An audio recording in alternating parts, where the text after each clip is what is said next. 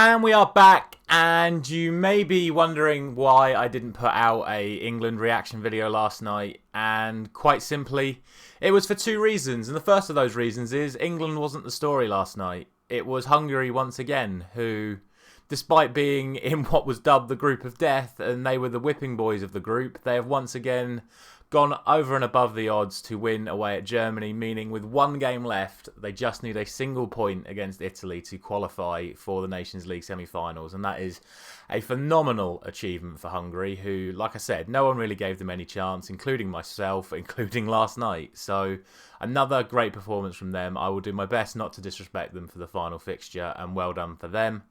As for England, again, the other reason I didn't put out a reaction is because, quite frankly, there wasn't anything else to say. Just insert my video from the end of the Hungary game, because it was exactly the same.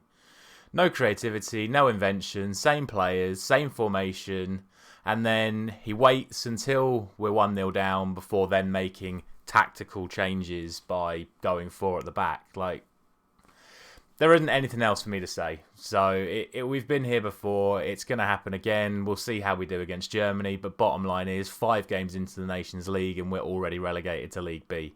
So next year we're going to be playing against teams that, quite frankly, and with the greatest respect to all of them, we'll be playing against teams that are below our status. And it just makes a bit of a mockery of the state of play that we are in right now, considering that 12 months ago we were off the back of a Euros final. But we now go into the World Cup with 1 game remaining and we haven't won for 5 games. So that's all I'll say about England. Let me know in the comments what you think about the state of England and what you would do right now. But you know my thoughts. For me, it is time for change, but also it's arguably too late for change. So we just have to accept the fact that we're going into the World Cup with a poor manager leading one of our best ever teams, but that's just the way it is.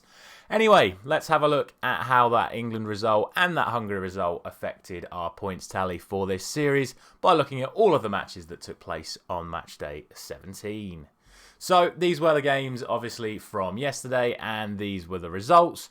All in all, it wasn't actually that bad of a night for me. A little bit disappointed that I wasn't able to get any 3-pointers. I'm actually very annoyed I didn't go for 1-0 Italy. I was so close to going 1-0 Italy.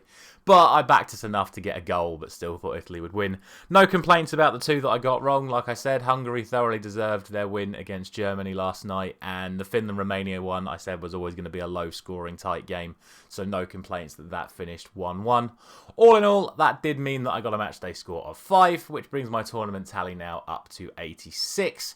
As always, please let me know down in the comments how you got on last night, and let's move ahead to match day 18. So, lots of games for you today, 9 in total, and we start with League C and the group of Northern Ireland, Kosovo, Cyprus and Greece. And we actually start with what I think is probably the hardest game to call tonight. Northern Ireland haven't been very good so far in this Nations League. Kosovo have played really well, but I would still say on paper Northern Ireland are the better team. So it's a really tight one to call. I think all 3 results are possible in this one. So as I normally do when that happens, I'm just going to bottle it and go for a 2-1 win for the home team. Not really much more to say about that other than, yeah, I just think that's probably the most likely result, but I think it's going to be a very close one. As for the the other game in the group, we have Cyprus up against Greece, who have played very well so far against a rather weak Cypriot team, and I expect that to be the showing that we see tonight, and I'm going to go for a 3-1 win to Greece in that one. Now we move on to 3 different leagues in League B 3 different groups playing in League B today, and we start with Slovenia against Norway. Norway are the top of the group in this one. Slovenia only on 2 points from their opening 4 games. Norway, of course, playing very well, and I think Erling Haaland should be available for selection. So I think it is probably going to be a Norway win in this one. I still see it being a slightly close affair, but I think the way Norway have played recently, they will get the job done, and I'm going to go for 2-1 for them in that one.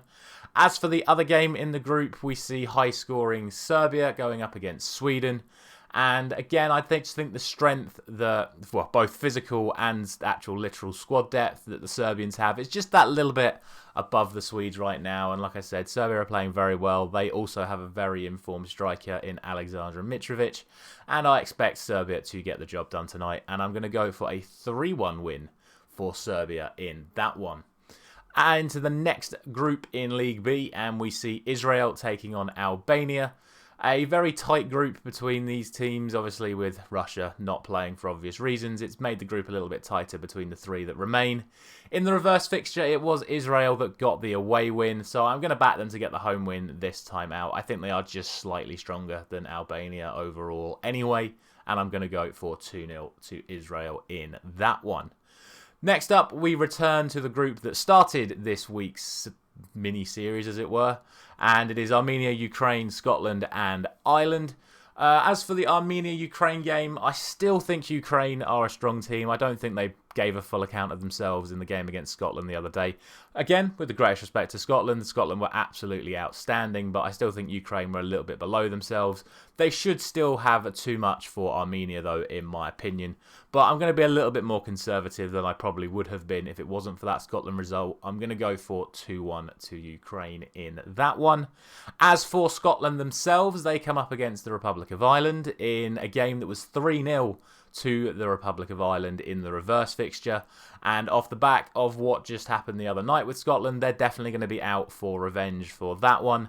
I think they are going to win. I think if they certainly play the way they played against Ukraine, they will have far too much for the Republic of Ireland. I don't think really the Irish have any sort of standout above players, you know, like the likes of John McGinn, Andy Robertson, Tierney, McTominay, etc. So I don't really see Ireland having that sort of high-level player to damage Scotland like they did in the reverse fixture. And I'm going to go, not for full revenge, but for slight revenge. And I'm going to go for 3-1 to Scotland in that one.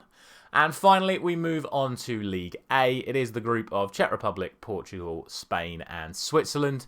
And we start with those first two teams coming up against each other. Czech Republic have done okay. They've put up a lot more resistance than I think many people expected them to in this group. But I think, like I said about other teams, we're getting into that stride of getting in that momentum for the World Cup.